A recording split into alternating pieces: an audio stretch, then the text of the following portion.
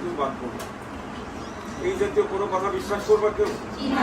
এখানে আসছো, পাসপোর্ট জমা দিয়েছো, এয়ারপোর্ট পর্যন্ত দায়িত্ব আমাদের, বিমানে উঠায় দেওয়া দায়িত্ব আমাদের, আবার বিমান থেকে ওই পারে নেওয়া দায়িত্ব আমাদের দূতাবাসের।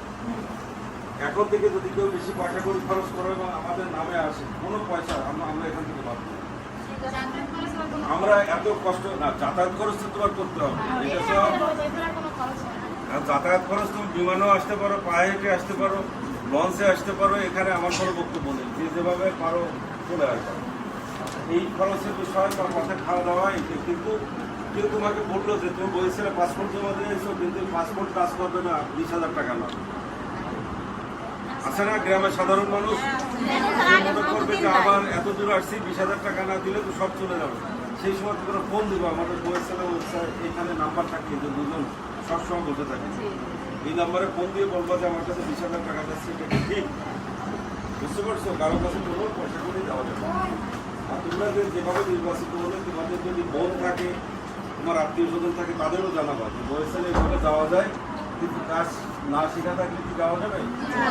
কাজ না শেখা থাকলে যাওয়া যাবে না, সেটি জানাবা। তাহলে হবে কি, যে দালাল বা যারা মাঝখানে থেকে লাইনে দাঁড়ায় দেয়, সকালে ওই ট্রেনের টিকিটের মতো যে আসো আমার জায়গায়, আমি সকালে দাঁড়ায় থাকবো, তোমার 500 টাকা দাও, তোমার এই সামনে দিব, তাতে কোনো লাভ নাই। ওই যে লাইনে দাঁড়াতে হবে, দালাল থাকবে, এই কারণে আমরা অনলাইনে দিয়েছি যে অনলাইনে যারা আবেদন করবে তাদের আমরা সরাসরি পরীক্ষা নেবো। আজকে আমার অফিসে পরীক্ষা হচ্ছে, আমার অফিসে পরীক্ষা হচ্ছে, আস্তে আস্তে আমরা এইদিকে বেশি নিয়ে আসবো। তাহলে আমাদের কেউ দালালের কাছে যাবে না।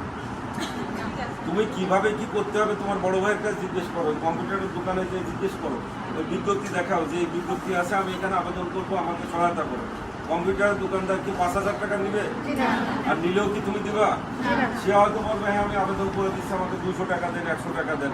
তোমার আত্মীয় স্বজন বিনা পয়সা করে দিলে আমাদের অসুবিধা নেই।